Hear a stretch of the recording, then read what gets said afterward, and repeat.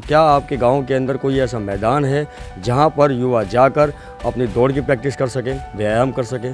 तो एक हमारा मेन रास्ता खुला है बघोला की तरफ, उसको कितने साल हो गए हैं, किसी ने कोशिश ही नहीं करी उसको खुलवाने की, जबकि उसमें कोई बहुत बड़ी बात नहीं है उसको खोलना, बट कोई पॉजिटिव वे में उसकी तरफ काम ही नहीं कर रहा है। आज मैं पहुंचा हूं गांव जनौली में और यहाँ कुछ हमने बोर्ड देखे और उन बोर्ड के अंदर एक जो मुझे विशेष बात नज़र आई कि जहां एक और सरकार को ये नियम बनाना पड़ा कि जो सरपंच पद का उम्मीदवार है वो कम से कम 10वीं पास तो हो।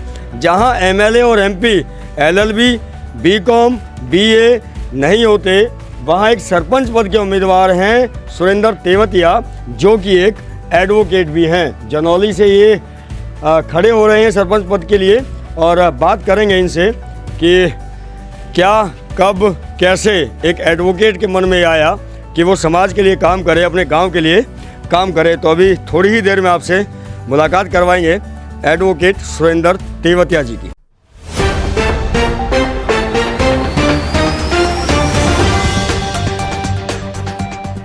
एक सरपंच के अंदर क्या क्या ऐसे गुण होने चाहिए जिन्हें देखकर ग्राम के लोगों को उस व्यक्ति को अपने सरपंच के रूप में चुनना चाहिए?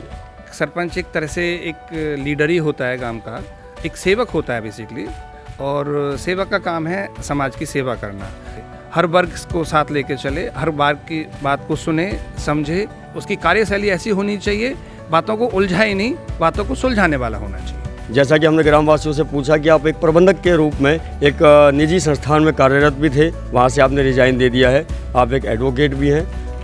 क्या और कब, कैसे आपने ये सोचा कि मैं सरपंच पद के लिए उम्मीदवार बनूं? देखिए, मैं एक बहुत बड़ी मल्टीनेशनल कंपनी में जनरल मैनेजर एचआर के पद पे कार्यरत रह चुका हूँ।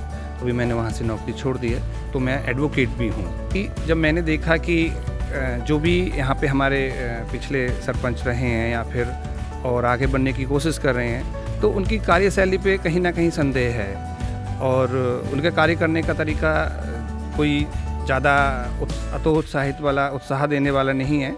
तो उन सबको सोच के कि हम एक पॉजिटिव वेव हमें चलानी है, लोगों को हमें पॉजिटिविटी लेके आनी है।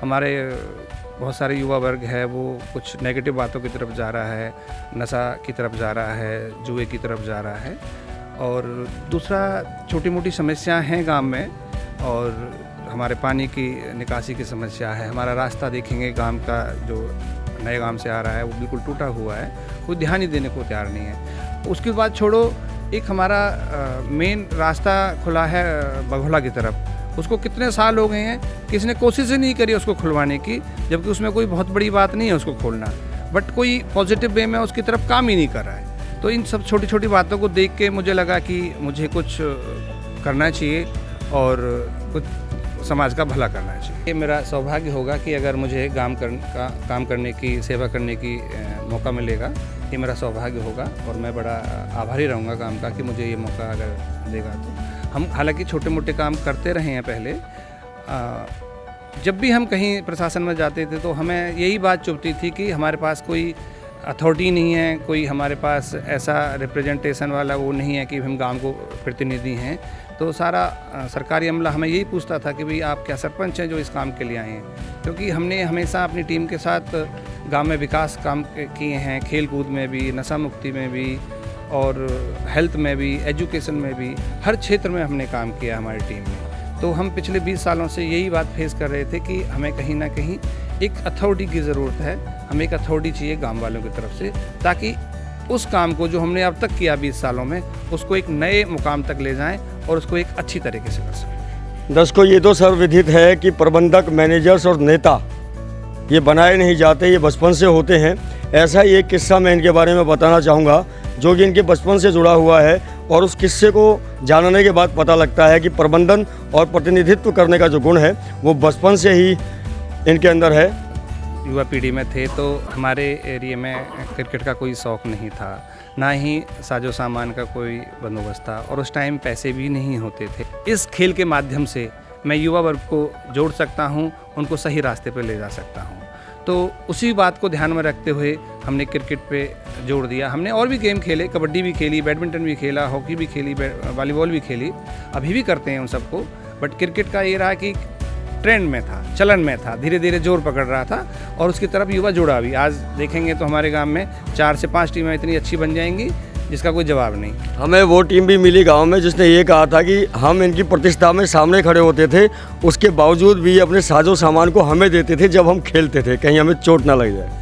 देखो ये सब मैं समझ सकता कि जो बताया मैंने कि महंगा सामान होता था, हर किसी के शायद बस की नहीं थी उस समय, और हम बच्चे ही होते थे स्कूल और कॉलेज में पढ़ने वाले, तो हमारे पास किसी के पास पैसे नहीं होते थे।